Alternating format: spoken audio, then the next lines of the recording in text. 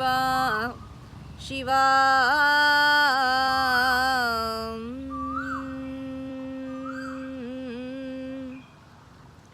Tandaveshaya Haram Randrandam Dadandam Dararara Ananda Shivam Shivam Vashivam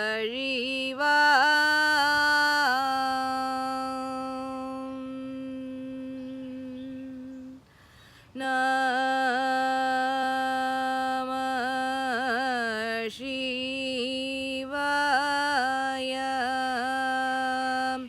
Om Rudraya Rudraparaya Rudradidaraya Rudravaraya Rudramrataya Hara Hara Shivam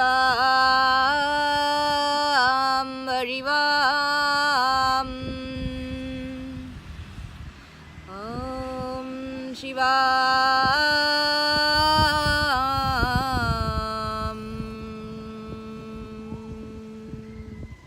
Shivoham Shivam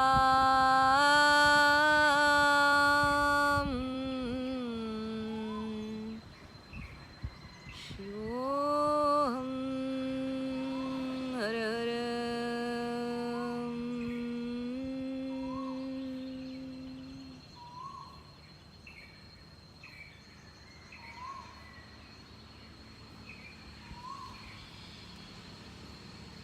Good morning.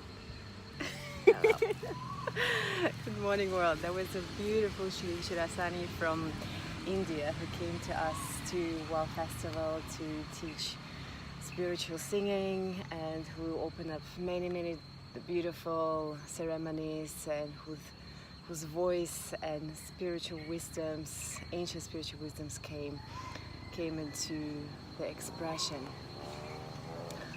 I'm so happy to have you here with us. I'm happy as well, yeah. We're here in Kopangan, in the middle of the jungle, Yes.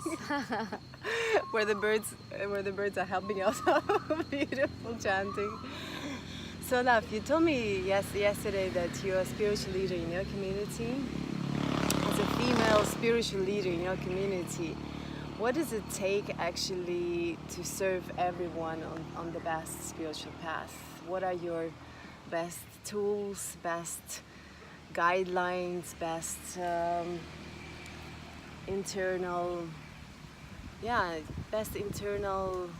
wishes how a spiritual female teacher can serve their community the best? I guess a spiritual female teacher has a difficult role and an easy role. Why so? It's like Why difficult? it's difficult. Is the path is not easy for a female guru. It's more. They have to be more strong in the journey to actually help their disciples. Actually who comes along their way. It's not very. You need to have. Yesterday I told you, like, you need to have a strong sankalpa. What is sankalpa? Tell us more about Sankalpa it. is like, a circle around you. You actually create a circle around you with using your meditation tool, and then there it helps you to actually have a very strong conviction to do whatever you wanted to do on your direction. So that is sankalpa. So It's a kind of protective field, yeah, more or less. yeah, exactly. To put it in the easy way, it's exactly that. It's a protection. So what I feel so far in the life, I have seen different people in my country, in South India. So I feel like people are always into some patterns. They are always struck with some pattern. Give us an A example. thought pattern, it's Thought like pattern. everything is like a samskara, you say habits. So everything is like has become like a pattern, like from their day-to-day routines. So it's like even sometimes people like to stay in their sadness because they are comfortable with the habit. Sometimes if I evaluate things, like they are more comfortable being sad because they are used to, and they feel very uncomfortable being happy because it's something they haven't experienced much. So it's a tendency, like what people are always into, that pattern becomes more familiar to them. And so for a spiritual guru or for a spiritual person, its first thing is to take them from away from those patterns.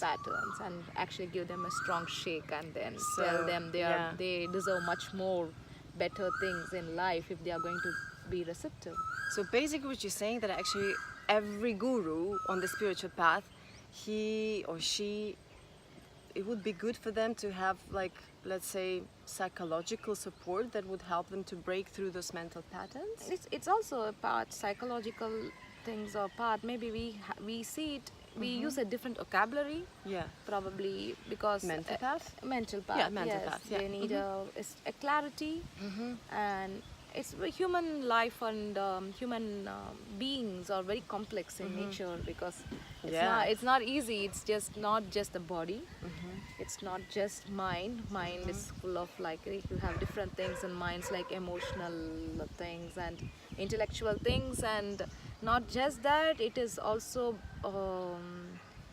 covered by the karmic realms and the astrological realms. So it is very difficult for someone to identify from which zone what is happening to them. It's very complex. So they have to have a very clear insight about that. So first thing is to have a peace of mind. First thing to give a peace of mind is to just get them away from their pattern. So I feel that is very important. Temples or meditation places or yoga classes, all that are trying to do that, to break the samskara strongly. Tell us more, what is a samskara? Because samskara is like, we hear it in different traditions, and someone tells us it's belief system, someone tells us it's a karmic seed. So what is, like, in your experience, is samskara, and what is the best way to remove samskara out of our system? I love the word. Teachings where you come from. Yeah, I love the word samskara, because I came to know the word later, before, like, but my spiritual journey was much before. But it has a lot of connection, So, so samskara is something like, it's more deeper in you. It's like the very strong habits, very strong system which is layered in your subconscious mind.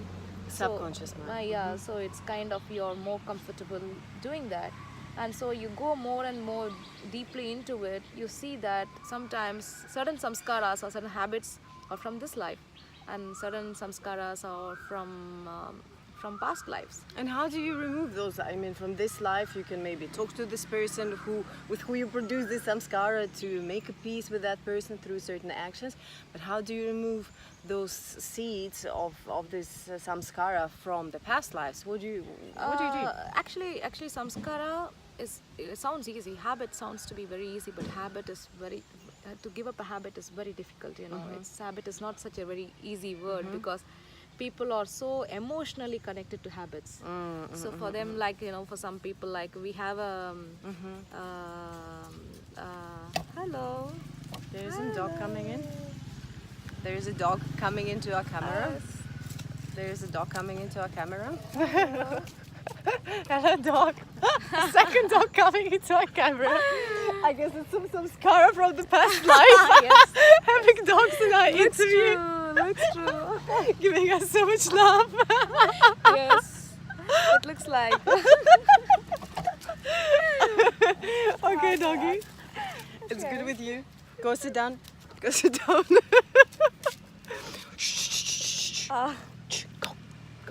Go. What a beautiful samskara. Okay, dog. Okay. So let's remove that.